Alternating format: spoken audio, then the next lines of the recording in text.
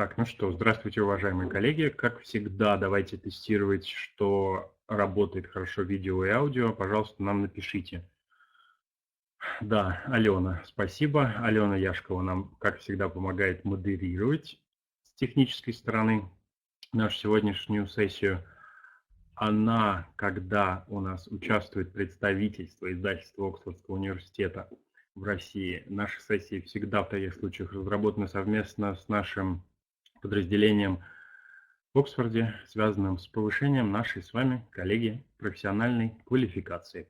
Подразделение называется Professional Development, поэтому его, как минимум его название, может быть его логотип, даже вы тоже будете видеть на слайдах.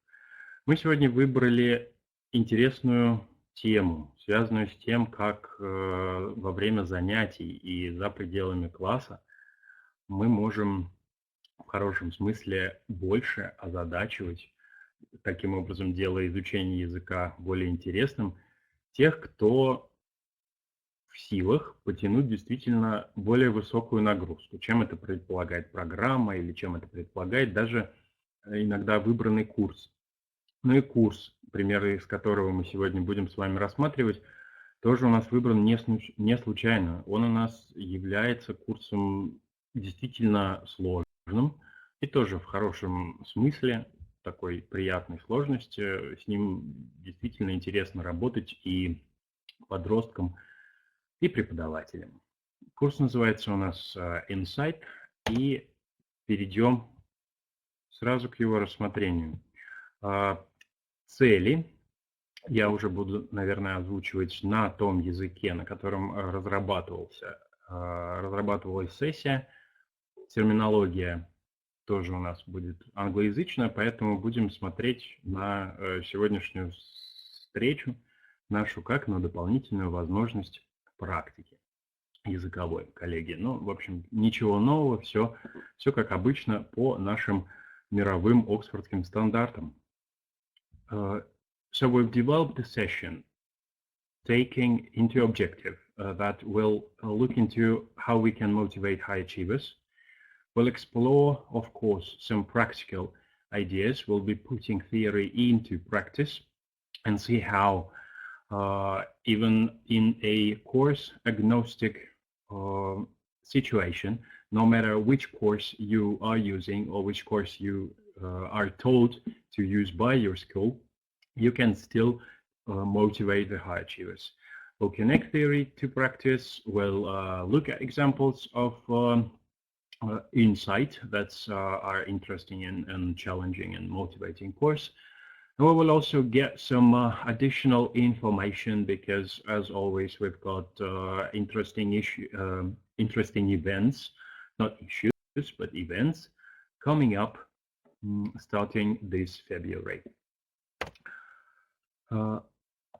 So now, I will ask you first to come up in the chat box with a couple of short answers for the two questions on the slide. These are the question A, what challenges do high achievers present in the classroom?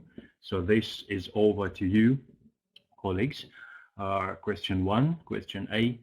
And question B, what makes a student a high achiever? So we now encourage you to please put A and your short answer, this can be several, and please put B and a couple of your short answers as well in the chat box.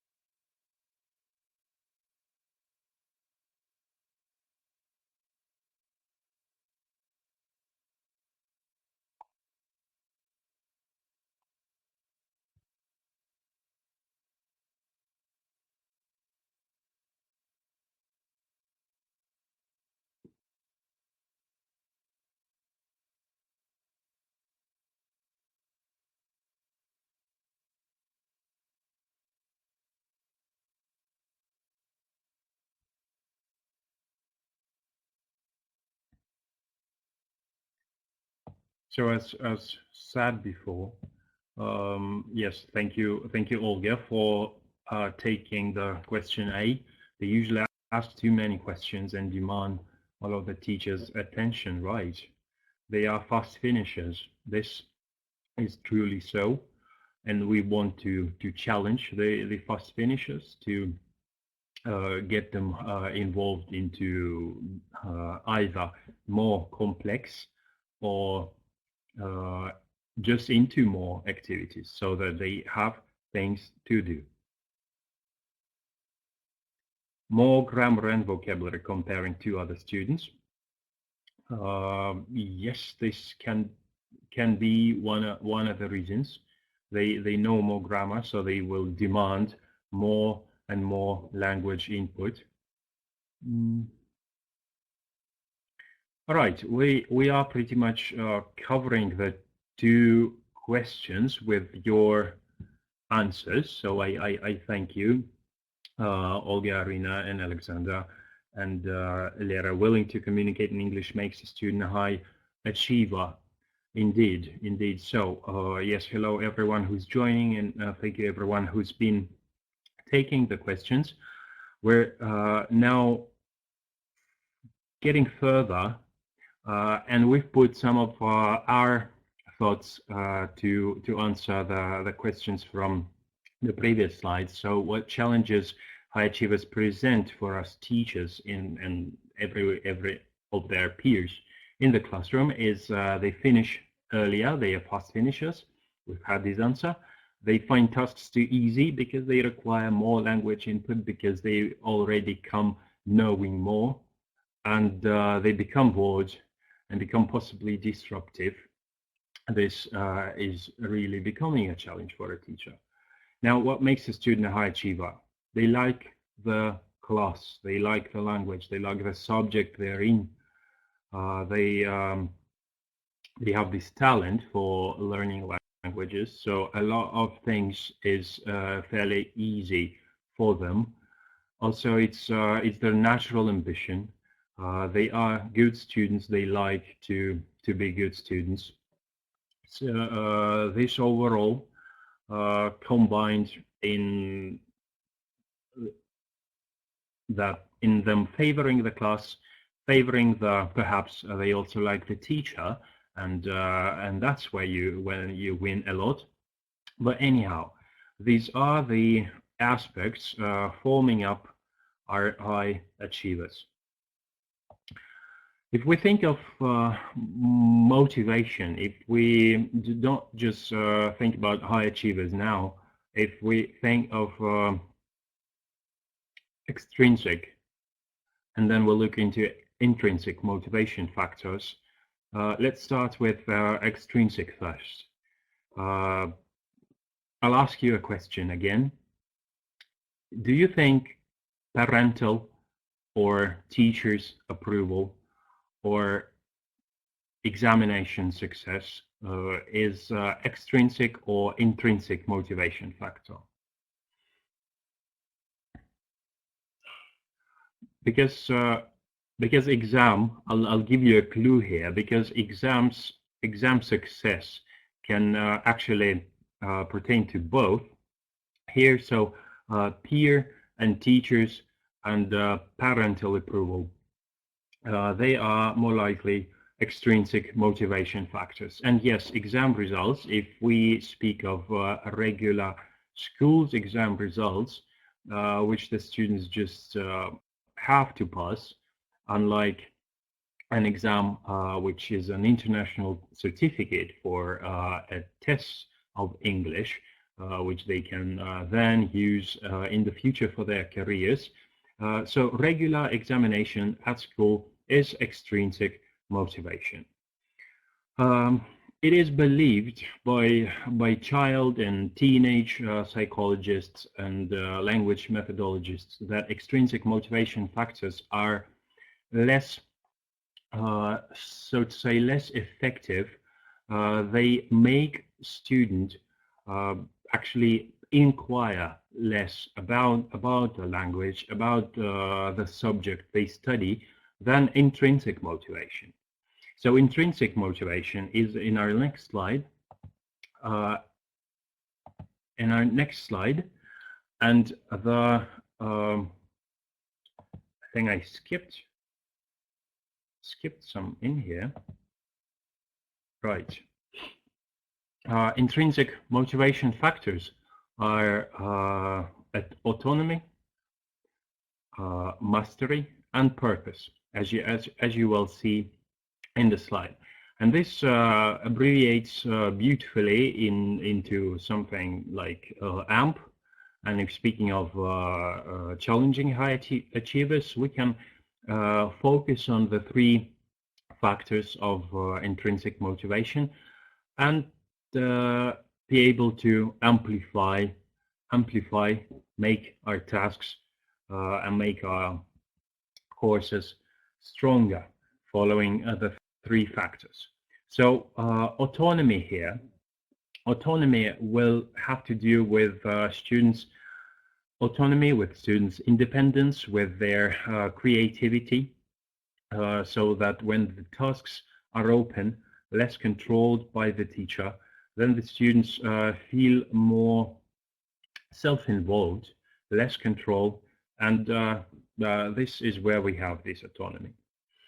Mastery, every one of us psychologically loves the pleasure of mastering certain skills, certain areas of the world we live in, certain areas of knowledge.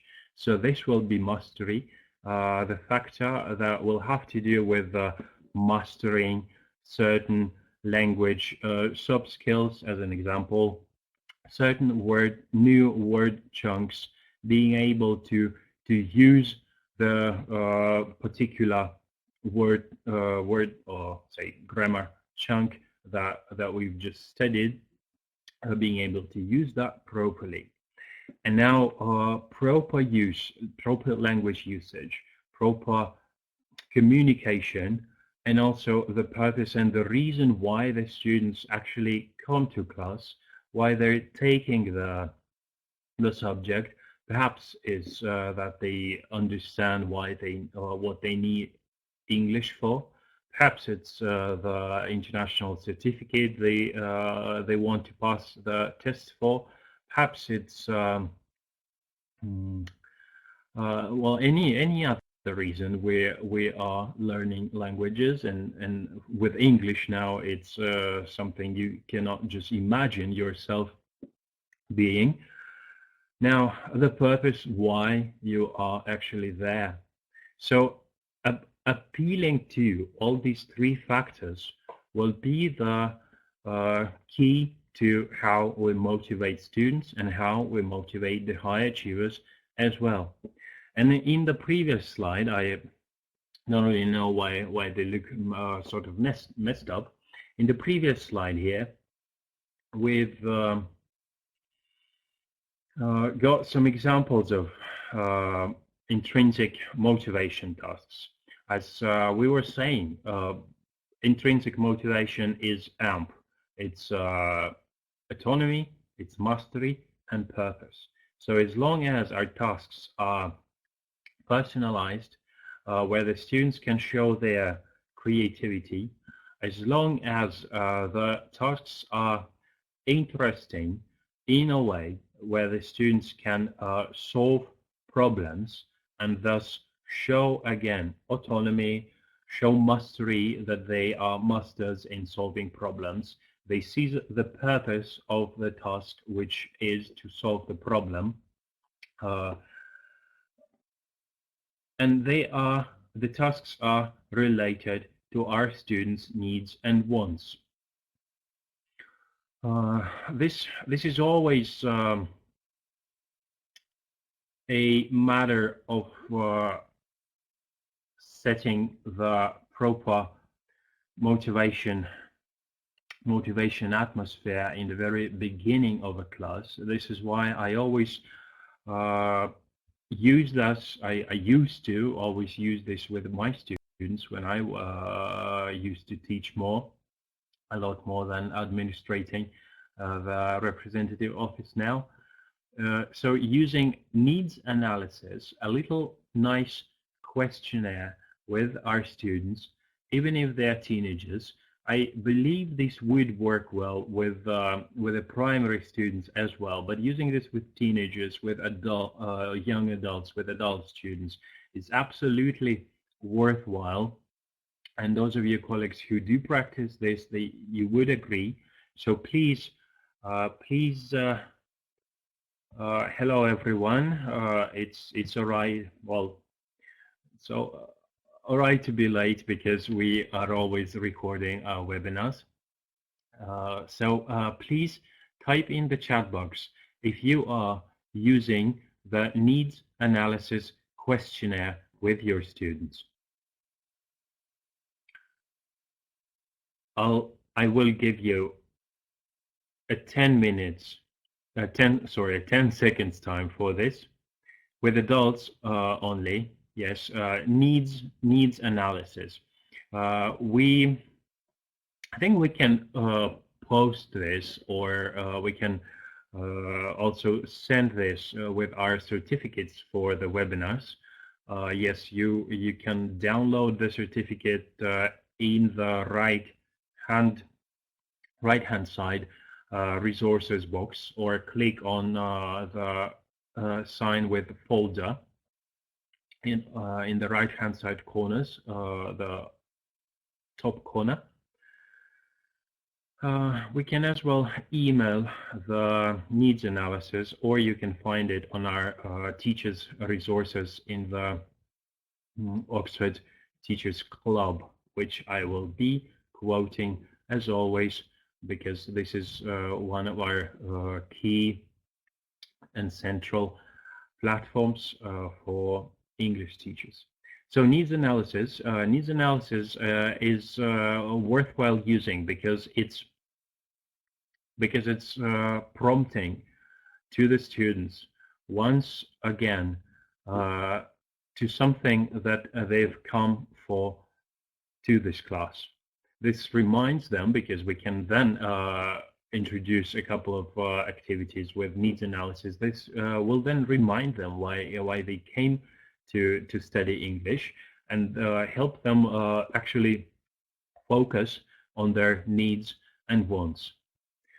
So we're here talking about intrinsic motivation factors, and these are the tasks which will have to do with the factors of intrinsic motivation. Please remember them, because we will look into activities taking into consideration this AMP abbreviation: autonomy, mastery, and purpose. AMP helping us to amplify our tasks.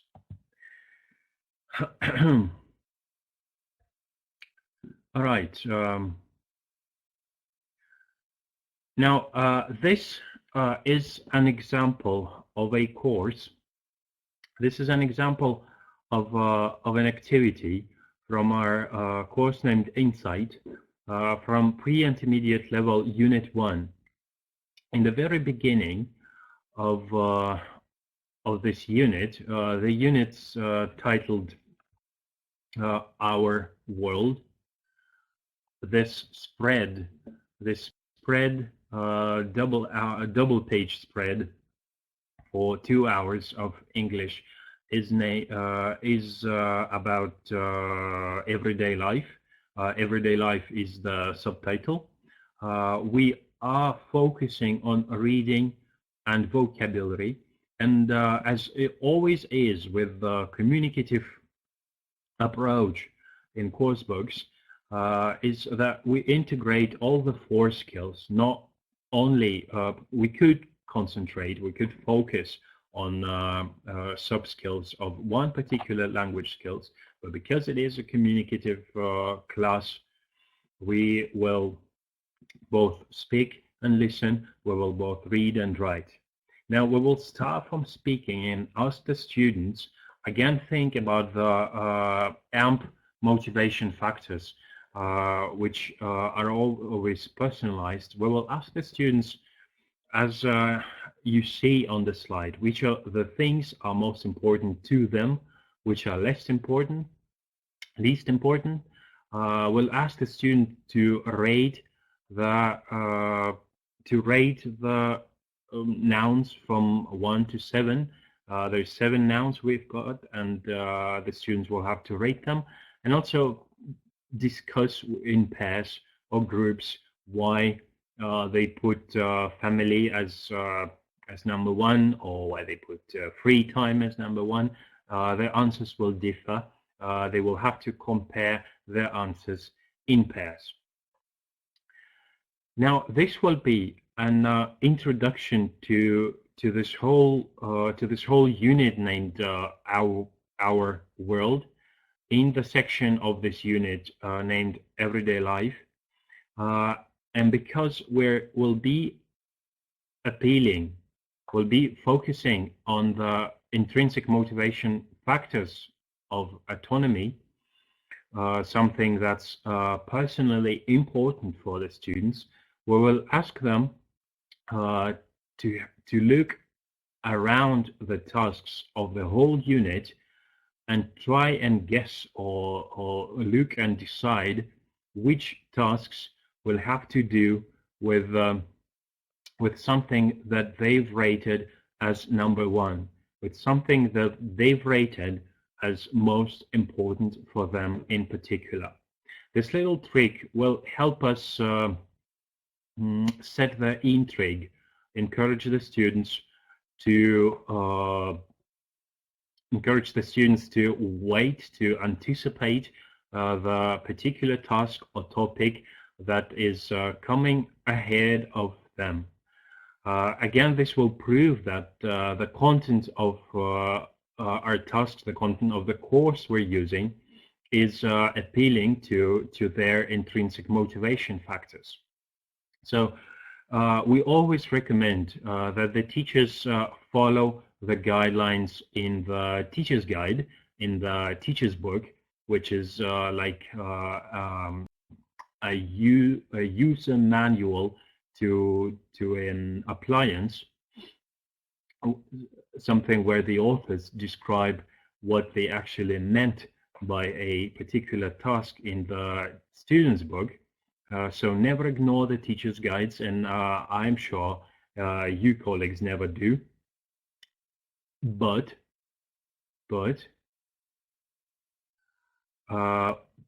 it's always something we recommend doing. It's something we started putting in description of the tasks in the teacher's book.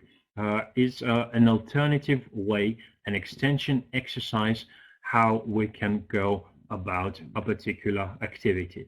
And I just voiced one of the examples that we can introduce the contents of the unit to the students based on this particular task, which task 1 in the order, in the task flow for the unit. Now, like I was saying, it's Unit 1, Our World. It's Section 1, Reading and Vocabulary. The examples we are looking at, the center of the class of the 2 hours double-page spread is a reading text. So the text is about a film which Kevin MacDonald, a director, directed in 2010, about 10 years ago, which is a documentary starting early in the morning, ending before midnight, picturing people from all around the world, picturing their lives, picturing their very, very different lives, focusing on the 3 questions. And we will, of course, ask our students these questions before we will get to reading this text. Something that will definitely appeal to our 3 factors of intrinsic motivation: the autonomy, the mastery, and purpose. This activity we will have our students, we will get our students to answer the three questions which the director of the film was asking his characters, which he filmed. What do you love? What do you fear? And what is in your pocket or your handbag now? While the students are answering these questions, we can enforce and thus challenge the high achievers and have the students give more than just one answer, say three for each question. This will appeal to students' autonomy because they will talk independently and creatively about themselves. This will appeal to the students mastering the target language. This will appeal to the factor of purpose because the students will head towards the goal of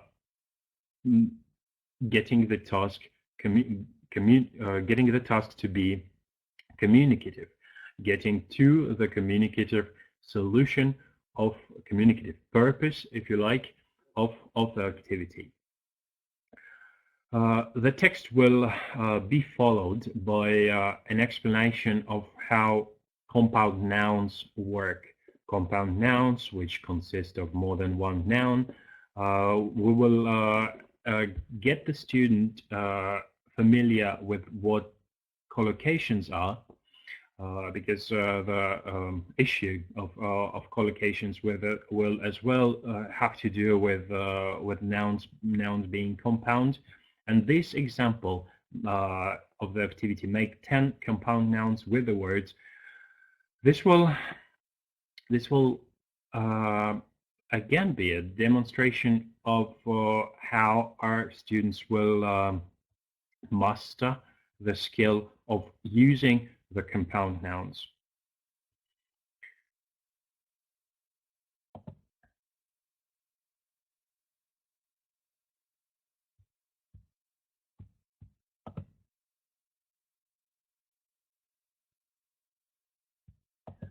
All right. Now, looking further to how we can play with absolutely each and every activity, which is typical for every typical course book. The activities are texts, the activities are comprehension questions or language exercises. This is where we can as well focus on our AMP model. The three factors of intrinsic motivation, challenging our high achievers or challenging our students, aiming at their autonomy, mastery, and purpose. Now, if you look at a text, think about each and every text. What can you do with a text appealing to the three factors?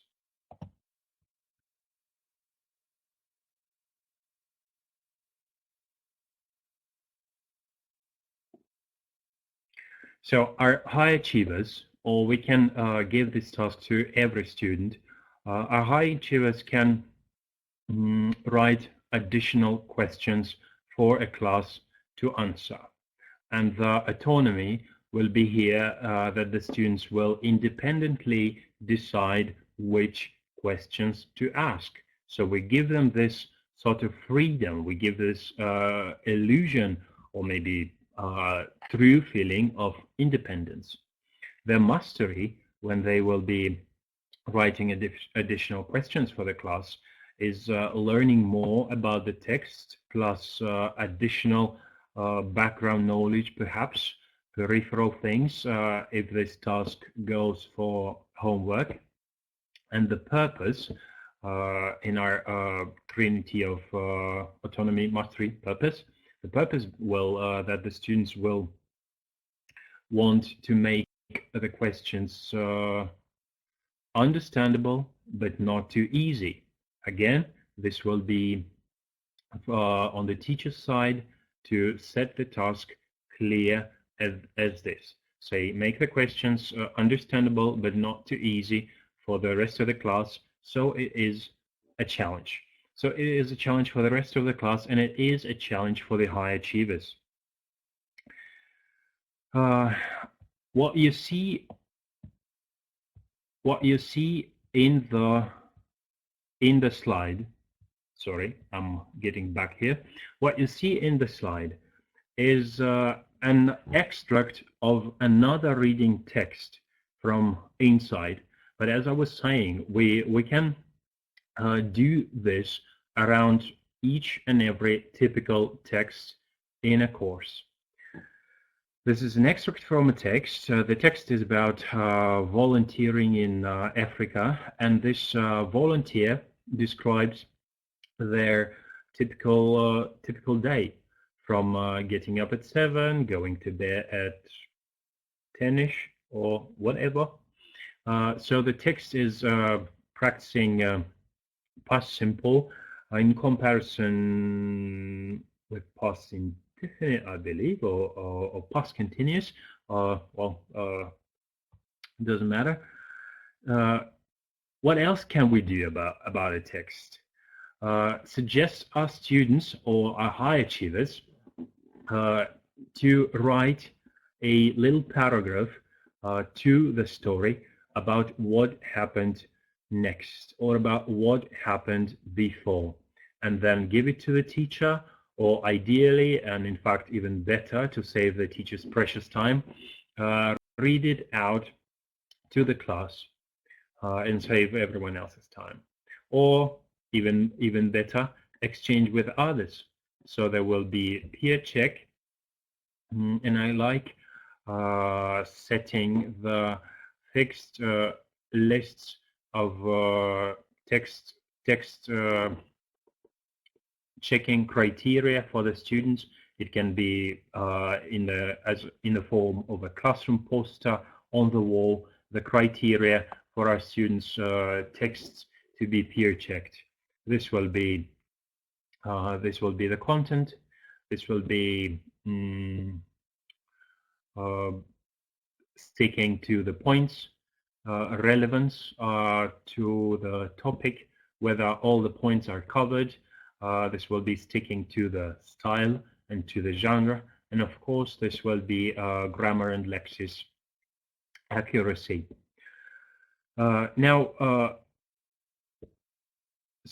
Writing a paragraph about what happened next and what happened before. So the autonomy here will be that the students decide what to write. They are creative and they decide on their own what they are writing about. What are they mastering here as a skill? They are learning about the text structure, so they will stick to the style and to the format of the text. They will use similar language. They will use the target lexis. The purpose will be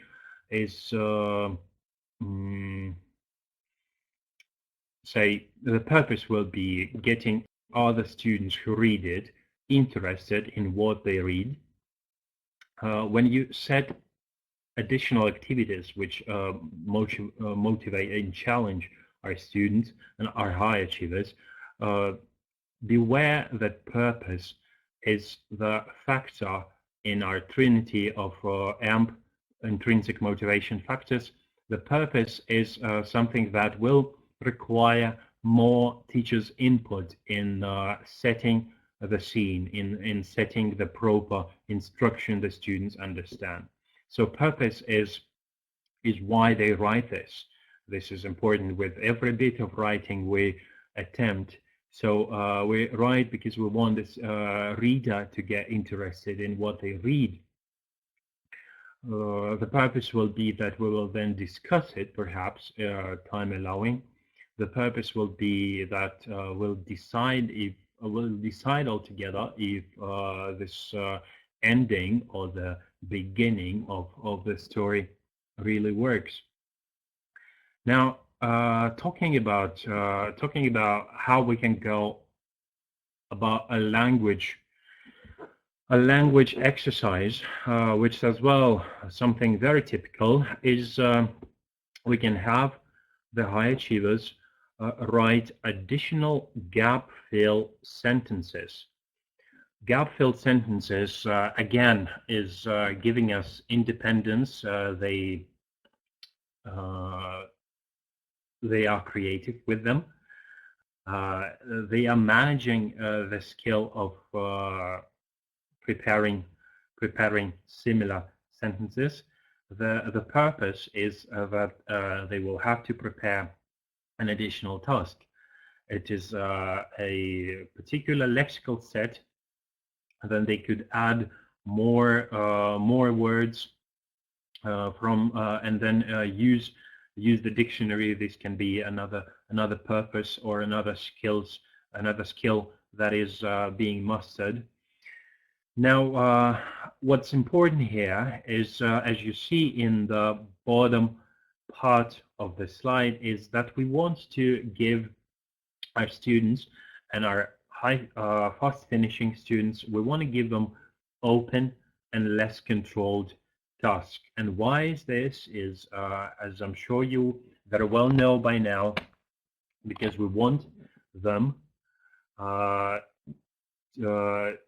because we want them to be independent. We want them to be creative, and no matter that our focus is or our topic is titled with high achievers in its name, we can absolutely freely use this with low achievers as well. When our tasks are open and less controlled, this will give the low achievers a chance to not fail.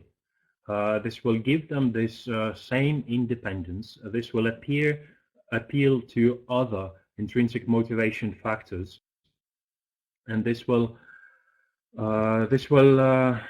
say make them all successful.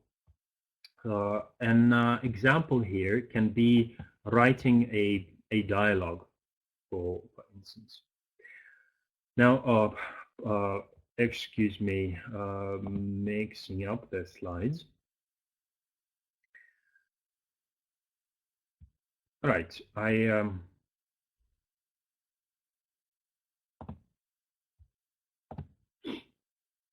so we want the tasks to be open and to be less controlled.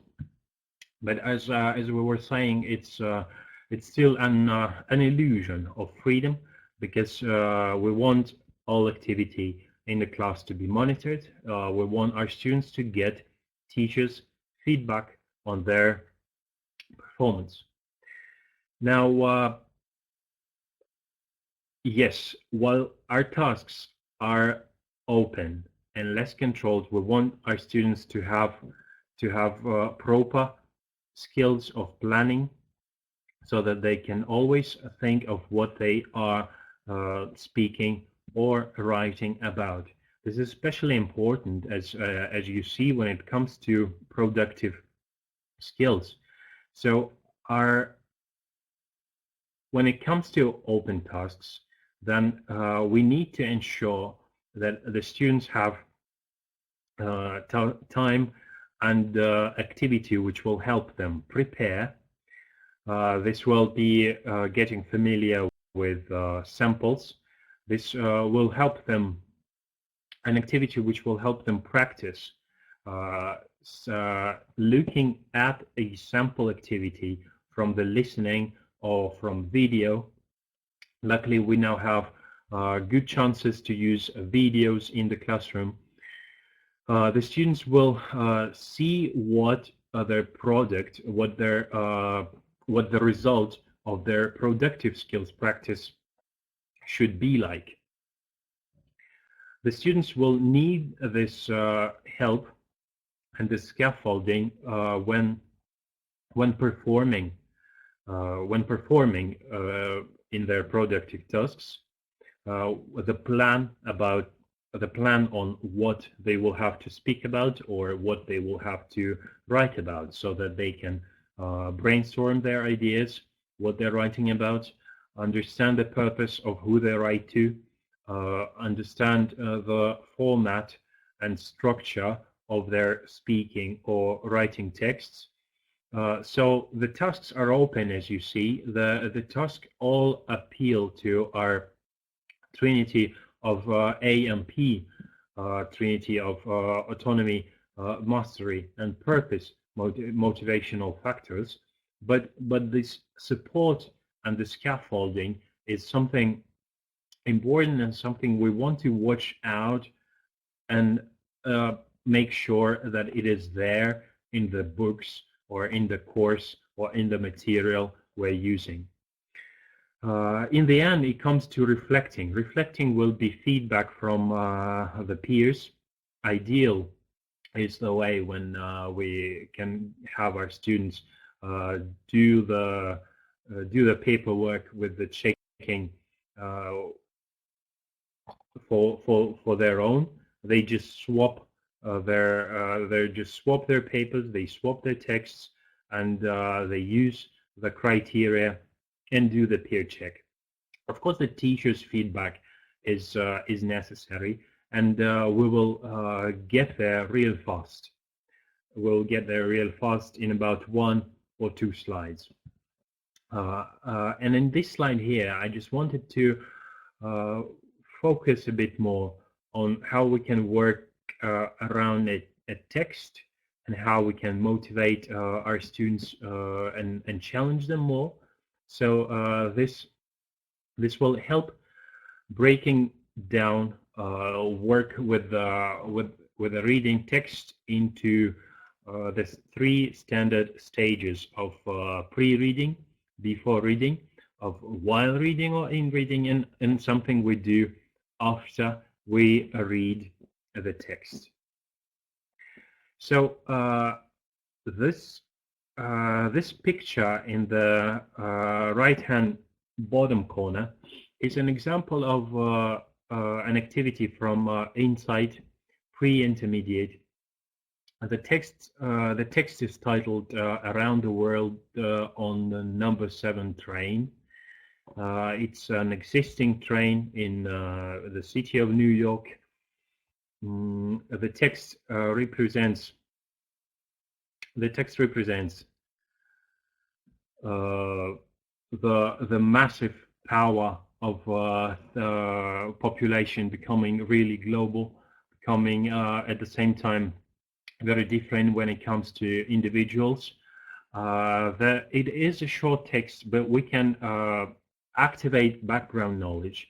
We can challenge our students by getting them familiar with some numbers which are in the text as a pre-reading activity, and having the students guess what the numbers are.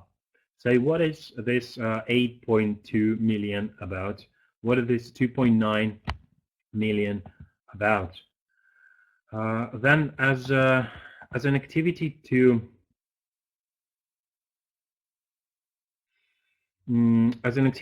anticipate and generate interest in what the students are about to read, we can, like said before, have the students guess these numbers, guess these percentages, ask them what they already know about New York, because we use titles and we use the headline pictures to introduce, to generate interest in the reading that is about to be read. We can ask the student how they feel about the information, what they already know about the facts in the text, or about the city in general. Now, moving on to reading, into in-reading activity, we can ask the students write a couple of questions for their friends to ask, or very easy, getting a statement from the text and making it false, then have the rest of the class listen to the sentence and correct it. and correct it. This will be based on the information from the text. This will be as a follow-up activity or something what we can do while reading the text. Again, speaking of how we can step aside from traditional approach to texts in our course books is my favorite part, because this will really be autonomous. This will really give the students the feeling of that they are mastering some skills, and it's not just language skills, it's other global and 21st century skills, and it's also sticking towards a certain purpose.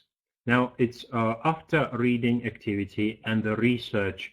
Ideally, it's the recommended websites in the internet, so that the students are safe in this environment.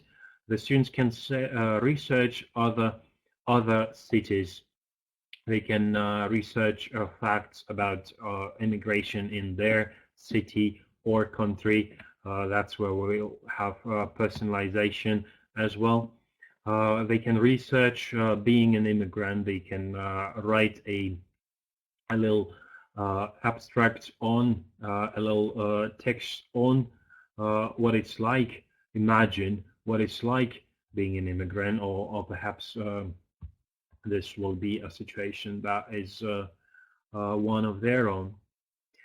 Now, this was an example of how we make standard classroom procedures more appealing to our fast finishers.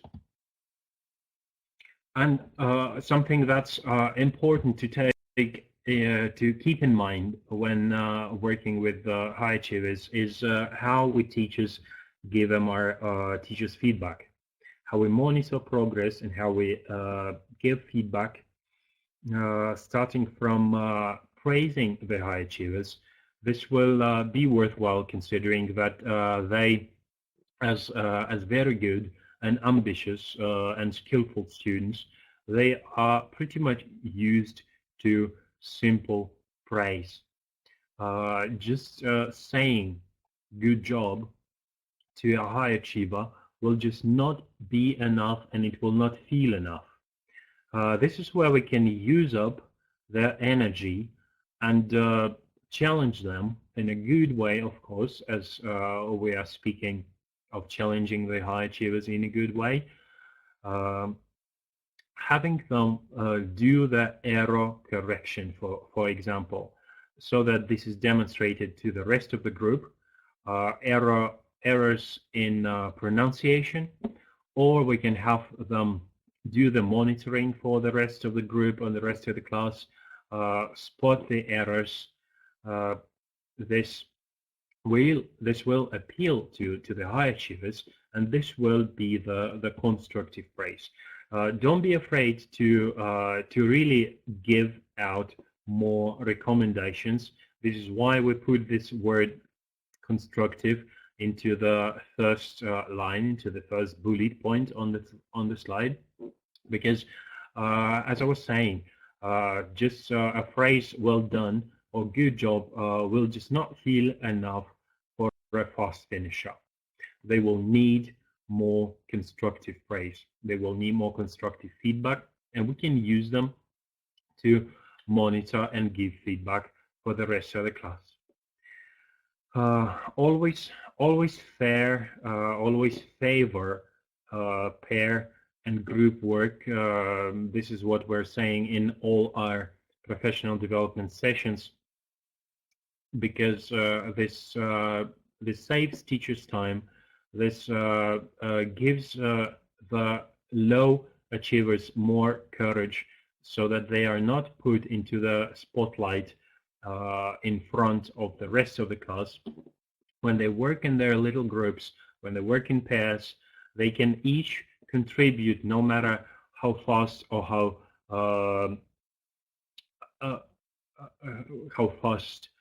slow they do the tasks. Pair and group work, and again there are are fast finishers who we want to challenge more, and we can set them as the mistake keepers, so that they give feedback on the frequently made mistakes. All right, so these were just only a few examples from our challenging course named Insight. I would like you to take a look at a quote that's inspired one of our authors of Insight, Jane Wildman. The quote then turned into the objective of the authors creating the book. It's ultimately our long-term objective to help children develop a passion for and curiosity about life, give them confidence in their own ideas, help them become open-minded global citizens. We now often talk about global citizenship and global skills, and at Oxford University Press, yes, it was largely the contribution of Press ELT English Language Teaching Division, but it is in collaboration with the Oxford University and with the worldwide community of scholars into sociology and language teaching methodology and global skills, as you hopefully will soon learn or already know, is now a thought leadership paper. Again, this is a new, almost fairly new format coming up. It is like a brochure, 20 pages, 20 pages essence on the researcher's view of global skills, something we publish at Oxford University Press, and it's pleasantly free. You can get this online, and I will show you the address of the resource very soon. So my idea is here that Insight was our effort to create a course that's inspiring, and it's inspiring everyone involved in the process. It's inspiring the teachers, it's inspiring the students. It will be inspiring parents with their children's success.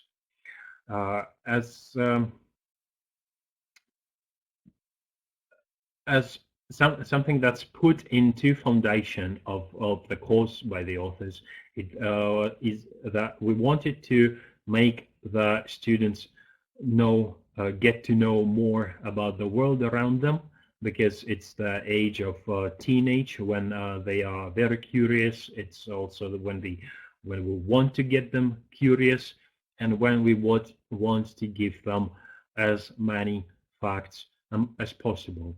As you well know, working with contemporary modern course books, it is now more facts than fiction that we use in texts when creating activities for the courses. So it is a lot of information, a lot of interesting information about the world around our teenage students. It is a lot of strategy activities, a lot of exam strategy, a lot of studying strategy that helps the student learn. And it's not only about just languages, it's about being good students throughout their lives within the concept of lifelong learning.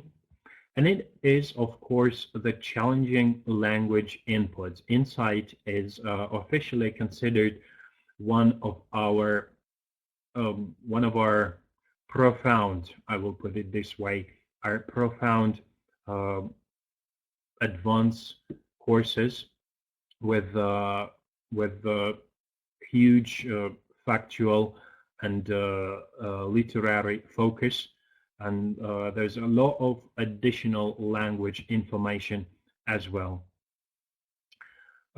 Again, as you will know, our students know so much more. It is the era of information abundance that we live in. Our students are very sophisticated. They are multitaskers. They already often have broad knowledge of cultures and countries, and developing personal attitude, developing critical thinking skills, developing the ability of differentiating authority resources from something that is officially false, as part of the critical thinking skills and as part of the global skills in working with information, developing personal opinion in both speaking and writing, and all the formats of this skill in a language that's learned. This is what's been put as aims into this course of Insight. All right, so now a couple of more examples before we say goodbye. Say collocations, and looking deeper into what collocations are and what they are for, and how we work with dictionaries and how we find collocations, and how we take away the fear of working with a complicated, at first sight, the complicated dictionary entry, so that we can give the students something, one of the best skills a language teacher can teach a student working with the dictionary. This is how we regularly get the students to work with dictionary entries, explaining to them, showing to them the worth of using dictionaries, both offline and online. And this one is an example on collocations with make, and do, and their difference. As I was saying, we've got a lot of strategy. It's skills strategies and it's exams strategies, how we best go about particular most typical tasks. When it comes to the skill of writing, I wish we had books or activities like this. When I was a school student, writing essays on, actually not writing, essays on literature. Say, when we now get our students familiar with who they are writing to, with all these addressee pragmatics of who they are writing to, so they well imagine their audience or who they're speaking to, the type of composition, the formality, informality register, the format, is it an opinion, essay, a review? So we prompt our students to think about the things they want to include. Then they prepare a paragraph. So you see, this writing strategy is this good, how we call it, scaffolding, this detailed support the students have to have when preparing productive assignments, be it writing or speaking. But when we start from clearly explaining the task, moving on to ideas, so that the students will make notes on what they will be writing about, and there are questions prompting these notes, so that there will be no I don't know answer. And then the students will be introduced to a plan, what they will have to include in paragraph 1, in paragraph 3, and paragraph 4. Then in the end they write, and in the end, after all, they will check, or they will perform the peer check, and the peers will use the criteria when checking their friends' written assignments. So this slide was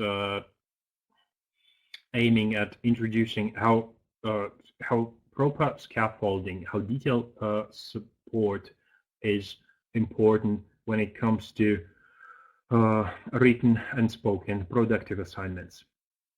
Extra support is always there when we use online or offline workbooks. This is already the case with Insight. Insight does include a lot of literary examples from both classic and modern pieces of literary art. And we get our students to write essays, and the essays are following a certain plan. We were studying an extract from Dickens' Hard Times, and then the students have to write a little letter to their father, telling the father how life has changed since imagining they are one of the characters of Dickens' Hard Time, Sissy Job, writing to her father on what the modern schools are like compared to the 19th century. And the students have this clear outline, this clear plan, so that we promote writing, we promote speaking, as long as we have this detailed support in the tasks. All right, now language. It's something we expect of a good course coming out now. That the language support is there. With Insight, you can be sure that the students will have a lot of language support and a lot of additional information. They will not only get to know what collocations are, be introduced to a couple of examples of collocations, but they will do so much practice that they will understand why collocations actually are there, where they can look them up to be sure that such collocations exist, and the answer is dictionaries, not creating the ones of their own, so that each and every bit of grammar and vocabulary is practiced and then recycled in a way that the students finish the class with a feeling that they are now sure how to go about it, how to use the particular language structure. So we get our learners to go deeper with Insight, and this truly is so. So please pay attention to these slides, colleagues. This is a new group with just last month. Yes, we last month founded on Facebook. We decided that a group on Facebook is the best way to go about it. We have an official Oxford University Press English language teaching page on Facebook, and there's a group of teachers of Insight. You can search for this group, just typing Teachers of Insight into the search box. You will be asked a few questions about the name of your school, your name. You can always, for any reason, you can always make them up and join the group so that you get additional resources if you're working on Insight, or you will get inspiring ideas if you're not working with Insight, but the ideas will be inspired by this course named Insight.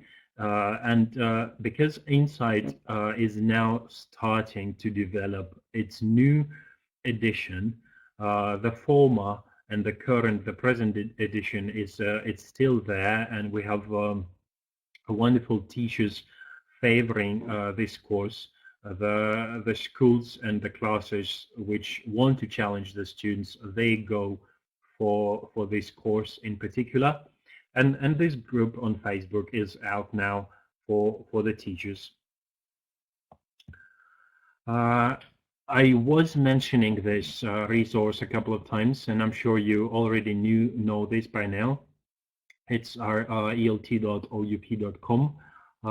It's information about our courses, additional resources to go along with our courses. It's blogs of ELT issues on grammar and vocabulary, on teaching primary and adults. Anything, any problem in ELT you can think of, and you can find answers in the blogs and in the webinars of our authors and worldwide experts in this professional community. It is free access for the teachers. We, however, sometimes post resources that we do not want to be available for parents or for students. This is why we require the teachers register and then log in with their email and name and password. If you use your email, you can always restore, you can always retrieve your password. So this is fairly easy to go around. It's Oxford Teachers Club and the inspiring resources and the information about our biggest courses. And basically information about everything we do at the press. And for our big ones, we have a lot of additional resources to go.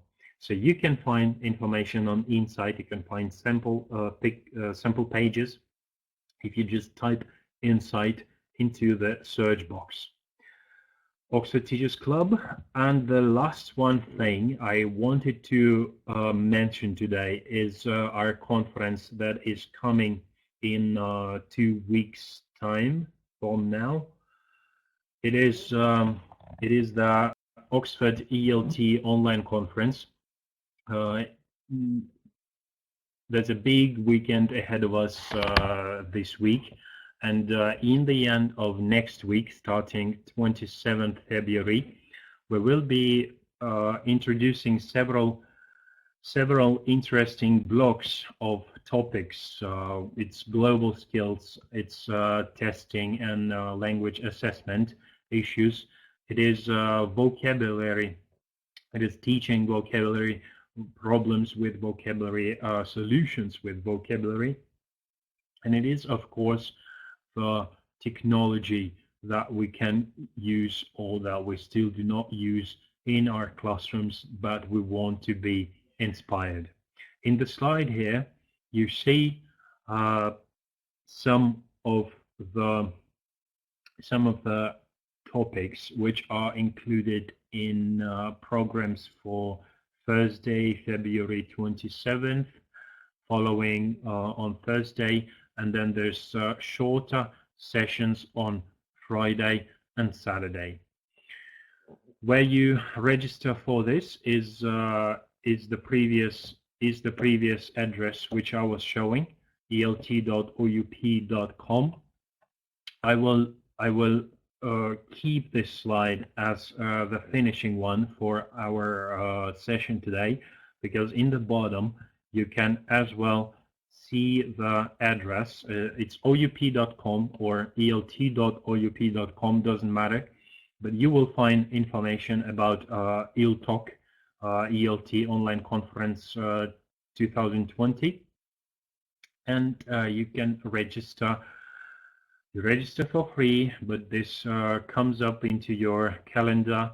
We already have over 1,500 registrants from our country, Russia, only, and we have about 15,000 registrants from all around the world.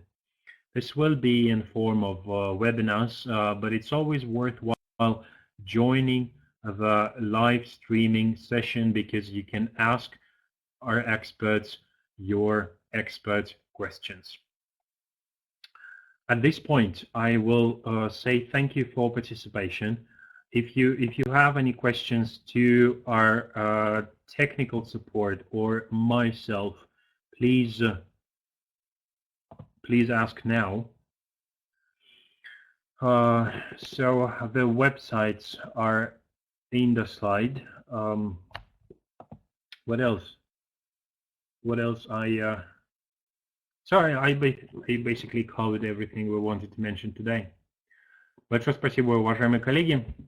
Ждем всех на наших новых встречах и в онлайн, и в офлайн формате. И самое главное событие ближайших 2 недель – это онлайн-конференция. Она никогда не была еще у нас такой большой, поэтому обязательно найдите время поучаствовать хотя бы в одной сессии. И скажу вам по секрету, в течение 2 последующих после конференции недель, конечно же, будут доступны записи конференции.